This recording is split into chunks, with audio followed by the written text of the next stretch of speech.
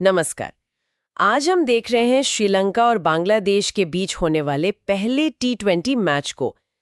हमारे पास कुछ पूर्वावलोकन है और फैंटेसी क्रिकेट के लिए भी कुछ टिप्स हैं।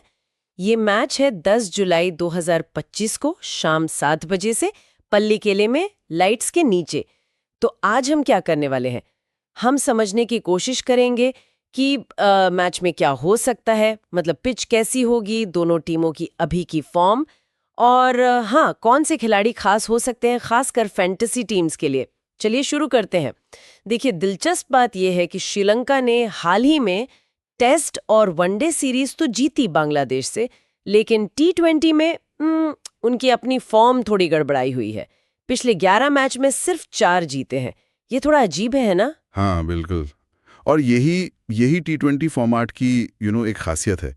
श्रीलंका का जो दबदबा टेस्ट और वनडे में दिखा, वो शायद लंबी पारियों की वजह से था, लेकिन टी20 में हो सकता है वो विस्फोटक शुरुआत या पावर प्ले के विकेट्स, शायद वहां थोड़ी कमी हो।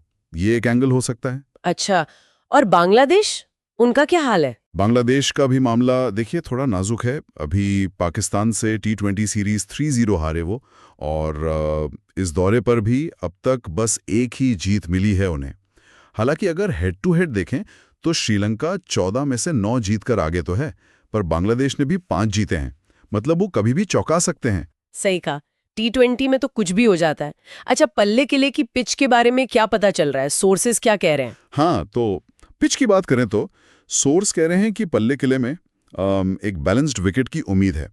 शुरुआत में तेज गेंदबाजों को शायद थोड़ी स्विंग मिले, हवा में मदद, लेकिन जैसे जैसे मैच आगे बढ़ेगा स्पिनर्स और फिर बल्लेबाजों के लिए मामला बेहतर होगा। और एक जरूरी बात, यहाँ चेज करना मतलब लक्ष्य का पीछा करना अक्सर मुश्किल रहता है। ओह अच्छा, तो मतलब टॉस जीतो और पहले बैटिंग करो, ये ज्यादा सेफ रहेगा। संभावना तो यही दिखते हैं, और ऐसे में कुछ खिलाड़ी बहुत अहम हो जाते हैं, जैसे श्रीलंका के कप्तान चरित असलंका। मिडिल ऑर्डर में खेलते हैं, थोड़ी ऑफ स्पिन भी कर लेते हैं, वो एक बड़ा नाम है। और बांग्लादेश के पास है मुस्तफिजुर रहमान, काफी अनुभवी, डेथ ओवर्स के स्पेशलिस्ट माने जाते हैं। हाँ बिल्कुल, और इन्हीं खिलाड़ियों को ध्यान में रखकर फैंटेसी टीम बनाने वालों के लिए भी कुछ कुछ अच्छे सुझाव हैं हमारे पास। जी हाँ, बिल्कुल। जैसे विकेट कीपिंग में लिटन दास जो टॉप ऑर्डर में आते हैं, या फिर कुशल मेंडिस जो तेज खेलते हैं, ये दोनों अच्छे विकल्प हो सकते हैं। बल्लेबाजों में देखें तो पथुम निसंका, उनकी फॉर्म अच्छी चल रही है।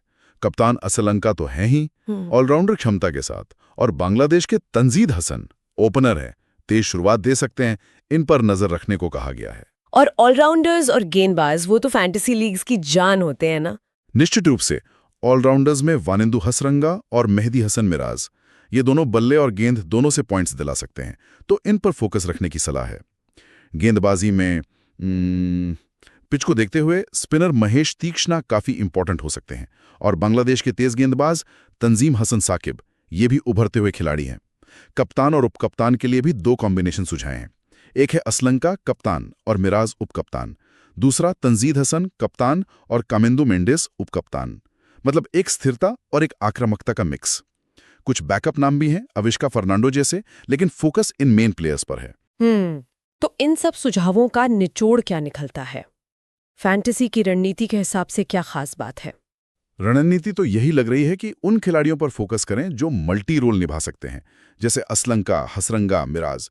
बैलेंस्ड पिच है तो ऑलराउंडर्स और स्पिनर्स, खासकर दूसरी पारी में, बहुत मायने रखेंगे। बिल्कुल सही। तो संक्षेप में अगर कहें, पल्ले कले में एक अच्छा कांटे का मुकाबला देखने को मिल सकता है। पिच बैलेंस्ड रहेगी, बाद में स्पिनर्स शायद हावी हों। श्रीलंका घर पर खेल रही है तो थोड़ी मजबूत लग रही है कागज पर, लेकिन बांग्लादेश को कम आंकना सही नहीं होगा। और फैंटेसी के लिए ऑलराउंडर्स पर ध्यान देना बहुत जरूरी है। हाँ, और ये सब हमें एक दिलचस्प सवाल की तरफ ले जाता है। टी20 क्रिकेट का यही तो मजा है ना? एक तरफ श्रीलंका की हालिया सीरीज जीत है, लेकिन टी20 में फॉर्म थोड़ी डामाडोल। दूसरी तरफ बांग्लादेश, जिनकी फॉर्म खराब है, लेकिन उनके पास मैच पलटने वाले खिलाड़ी हैं। तो सवाल यह है कि क्या उस दिन का प्रदर्शन, मतलब ऑन द डे परफॉर्मेंस, पिछले आंकड़ों और हालिया नतीजों पर भारी पड़ेगा? ये देखना वाकई रोमांचक होने वाला है।